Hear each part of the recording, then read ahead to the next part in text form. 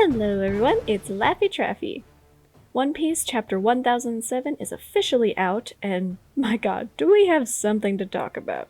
Chapter 1007 had a bit of a reveal that had many of us asking, what the fuck? But before we get really into it, feel free to subscribe and like the video, check out my other reaction videos for this chapter and many more. Also follow me on Twitch and Twitter for more One Piece anime gaming content. Now, with that all out of the way, let's review Chapter 1007, Mr. Raccoon Dog, Tanuki-san. So, I want to start with my two most likely theories about the end of the chapter, before going through the chapter review as normal. I believe that it is most likely a sick joke of a drawing by Kanjuro to fake out the scabbards and lure them into a false sense of security before he exacts his revenge. Or it's actually Oden, saved by Toki, and they're both now here at Onigashima? For real? But I will go into all of that once we get through the first part of this chapter. Just wanted to get that out of the way. Chopper, no surprise, saved Old Man Hio at the last second, just like we knew he would. Although Hio had a nice wrap-up and final moments, I didn't want this to be Chopper's failure. These last few chapters are spotlighting the Straw Hat crew, so this was no exception. Chopper actually came up with a pretty creative counter to the disease by creating his own disease. Sure, why not? This was massively effective due to it being an inhalant that cured everyone at once. This victory was punctuated, get it? By Chopper going Monster Point and punching the hell out of Queen for being an awful human being cyborg thing. And that is where we get those beautiful meme faces as people watch Chopper correct them for calling him a tanuki. He bitch slaps Queen while Marco and Hio and even Drake have never seen Monster Point before, so they're just like, oh, sorry. I'm just adding that on to the collection of meme faces that Oda has bestowed upon us. Up until Chopper steps in, I feel like the chapter really dragged on in this one. Perhaps it's just because I knew that there was some kind of big reveal that I was rushing to get to, but I mean, it is also 6 whole pages of just Queen being a dick and the Ice Demon people freaking out. To me at least, it didn't surprise me when Chopper saved the day at the last second, so there was no real suspense during those pages of wondering what will happen or if they're all going to die, you know? So it just felt like a waste of time before we finally saw Chopper save everyone. We then cut to an odd scene of Momo getting upset at feeling useless and turning into a dragon under Yamato's kimono, while the CP Aija Zero guys conveniently mentioned that, you know, it's a good thing that dragon fruit that Vegapunk made all those years was a failure and not around anymore. Man, that would suck, right? I definitely feel for Momo, but it just seemed weird that he turned into a dragon right there, right before the CP9 panel, as if we would forget that Momo's the user of Vegapunk's failed devil fruit. This scene also felt dragged out and unimportant, but perhaps this is a foreshadowing to Momo possibly being the one to save the capital by using his dragon abilities, like I've seen a few people speculate. But considering Momo does have a failed devil fruit and can't even control his own transformation, it's hard to believe that he could compete with Kaido with his dragon abilities. That would definitely be an impressive feat for an 8-year-old, so I'm not sure I buy it yet. But we'll see. Now, the moment we've all waited for, the controversy. What in the tomfoolery is happening here? It's the man, the myth, the legend, the corpse himself. Oden? Is it? If you watched my reaction, check it out if you didn't, you would have seen a lot of silence and the word what being repeated a few times.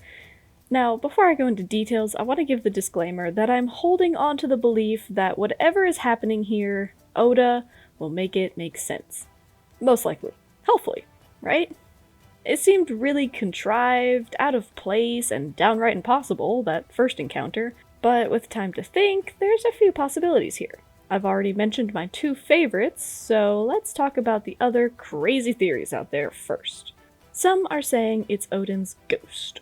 The scabbards are delusional, perhaps, or it is Odin actually coming back Jedi style to boost the morale in spirit form. My issue with that is we've never really seen ghosts be a real thing that come and talk to people. The only one I can remember is that Rayleigh kind of has a vision with Roger having a drink with him, but I definitely interpreted that as Rayleigh just reminiscing and imagining as if Roger was there. He wasn't actually there. The second reason it's not a ghost is because why wouldn't Odin just make spiritual manifestations of his actual swords? Why would he make similar black and white ones, but not his real ones? Or why would he make swords at all if he was just a ghost? Seems improbable. So another theory is it's either the shape-shifting mythical fox, Onimaru, or the stupid teapot that ate the tanuki fruit from Tama and Tenguyami Hitetsu's house. There are a few reasons why it's not them. Again, you have your theories, I have my theories, it's just interpretation. Outside of this video, I'm not going to keep speculating because we just have to wait and see. There's a whole break, so I'm not going to go crazy. But for this theory, we've only seen Onimaru turn into his human form, which looked like a fox. There's no reason to believe he can transform into just anybody. Also, the teapot? Really? How would they both get to Onigashima, and why would they go to Onigashima? Most of all, I really don't see how you could possibly spin it that an ally transforms into Odin to what? Make the scabbards feel better? Boost their morale? They don't need a reminder of what they're fighting for, and they weren't even giving up in the first place. Right before Odin pops in, Kinemon is rallying them to get back into the fight. And let's be realistic, turning into a fake Odin to lie to the scabbards that their savior was alive, just to eventually reveal it that it was only to help, would be a sick joke! If I was part of the scabbards, I would be pissed if a supposed ally pranked me like that just to make me think someone was alive when they've really been dead all along. Imagine someone transforming into Ace for Luffy, acting out the memories and personality of Ace, make Luffy think that Ace is alive, then saying, "Oh no, I was just trying to make you feel better and inspire you, meh." That's dumb and really cruel. Anyway, I've said enough about Onimaru and the teapot, as if humoring the idea that it could be real. The teapot, at least. I mean, Onimaru, if that's what you think, sure, have fun. My god, if it really was one of them, I don't know what I would do. It would be the stupidest thing, and I'd just laugh my ass off. It wouldn't be serious at all. Oh god, moving on. The last theory I want to bring up is Katarina Devon. Now with this one, I'm not going to completely dismiss it. There's just a lot of ifs that would have to happen. If this Odin was actually Katarina Devon, there could be some ways this could work. Blackbeard certainly has the right people for information gathering, it's just that they would have had to been at the location when Kinemon revealed the entire history of Wano and Odin to the Straw Hats. The reality that Toki can time travel is not something people of Wano talk about or know, so being on the streets would never give them any indication of what's going on. They could have also possibly been spying on Orochi while he was alone in that one time where he mentioned that he was told by Kanjuro, his spy, that the scabbards did indeed travel through time. These are very specific instances that Katarina Devon, Lafitte, and or Shiryu would have had been present during. Not saying it's impossible, so let's say they did hear this. What kind of long con is Blackbeard planning to wait around for weeks in Wano, learn the history of Odin and Toki and the scabbards, then follow them to Onigashima for the raid, alright, then not attack Luffy, Kaido, or Big Mom, or important members of their respective crews, then look for where the injured scabbards are located, and pretend to be Odin? Like, what's the plan here? Blackbeard can certainly still appear in Wano, but I don't think his target would be the scabbards? Maybe he wants to hurt Luffy by deceiving the scabbards and killing them, but why jump through so many hoops to do something so minute from Blackbeard's perspective?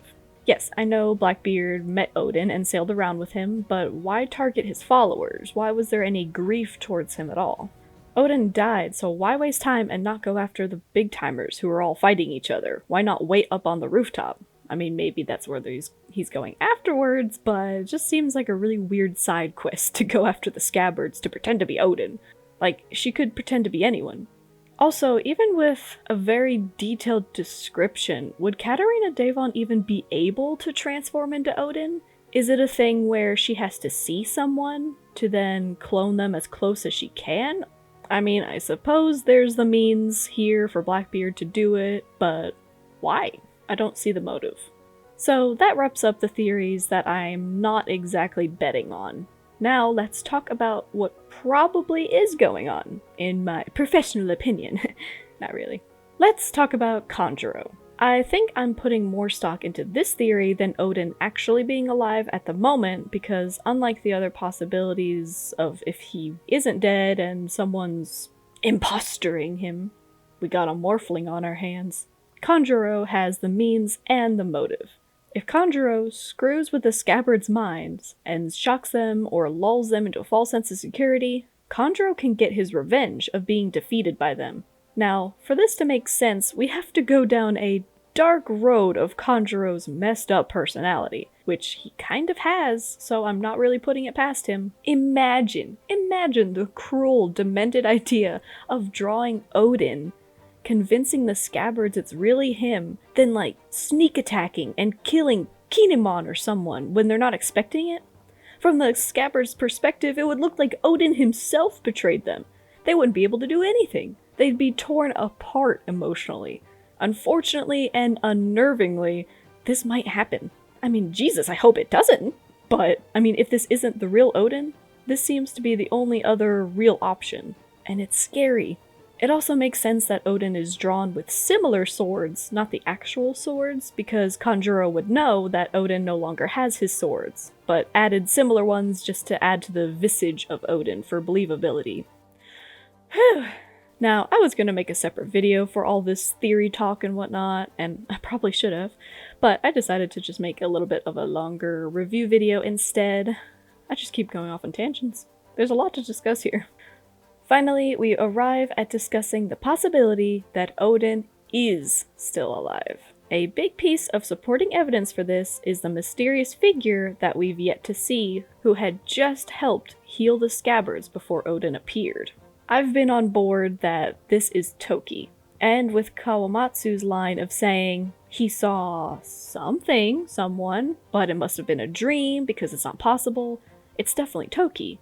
He's recently reunited with Hiyori, so why would he say that so ambiguously and in disbelief about Hiyori? It would be possible that Hiyori was there, because she knows about the battle and he knows what he looks like, she is alive, she's doing well. I mean, maybe you could say that it is Hiyori and Kawamatsu just couldn't believe that Hiyori is on Onigashima, but I think it was on purpose that Kawamatsu was the one to say it. This to me gives the impression that it's definitely not Hiyori, because it was Kawamatsu. If it was anyone else saying it, then we could interpret it that it might be Hiyori or Toki, because none of the other scabbards have seen Hiyori, so it's equally likely that they couldn't believe that it's Hiyori, or they couldn't believe it's Toki. But no, it was Kawamatsu. He's the only one who's seen Hiyori. So, going forward with the logic that it is Toki, that's too much of a coincidence that Toki was just there, then someone completely unrelated, like Onimaru or the teapot, shows up pretending to be Odin. I mean, maybe they conspired beforehand, but like, why would Toki agree for someone to transform into her dead husband? That's just sick. I'll never say that it's not sick. But on the other side, again, you can also say that it's a little weird that Toki didn't just present herself alongside Odin if it was really them from the past. So there's a lot of speculation here, as always.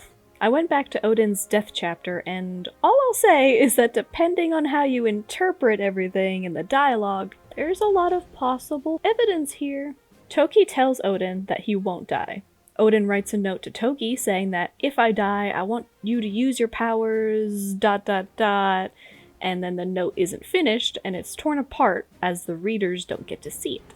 At the time, it could mean that this was just Odin telling Toki to send the scabbards away. But now, is it foreshadowing that Toki and Odin had a backup plan? Odin knew the danger of Kaido and Orochi, so it's not out of nowhere that Oden, knowing Toki's super overpowered ability to get out of bad situations, would not make a plan if they were in a bad situation. She also says at the end of that chapter that Oden should look ahead to 20 years in the future. I know, I'm definitely putting on my tinfoil hat for that one. And I'm wondering if it'll work out and how many people would actually be okay with the way it goes. Either way. And trust me when I say that I would not be super happy if this is actually Oden. We saw him shot in the head by Kaido, submerged in oil, and Toki was far away. How would he get away from Kaido, surrounded by enemies, after getting shot and everything? Again, it's one of those things where, yes, it could be possible, it is Oden, but it's still such a stretch. And it's so misleading. The narrator themselves say that one legend has ended for the rest to be picked up by the players of the present. It would also take so much away from his flashback. I hope it's just a Kanjuro drawing, honestly, even though it would be very dark.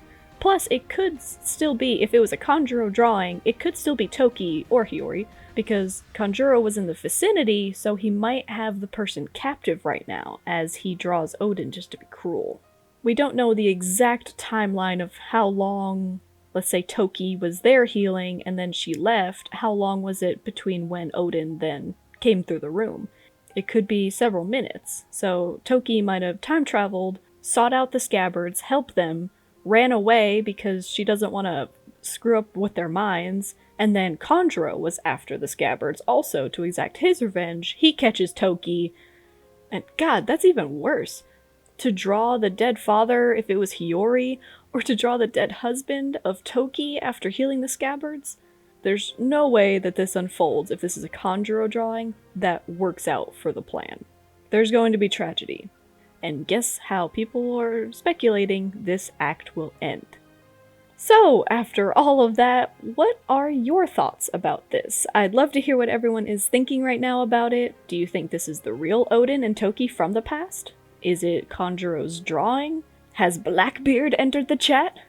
And what was your first reaction to seeing Oden? Did you believe it instantly? Did you think it was something else? Are you coming to terms with it? Let me know down in the comment section below, as I enjoy hearing everyone's thoughts, no matter what you think. I think one of the great things about this chapter is that there are so many theories coming up and popping up, like, left and right. And there is a break next week, so, as an unrelated topic, there will be time for some Attack on Titan reaction videos? What? Who said that? Subscribe and you'll find out. Again, check me out on Twitch and Twitter, and scroll through my One Piece manga versus anime series while we wait for the next chapter. Have a great day, follow your dreams, and check me next time. Bye!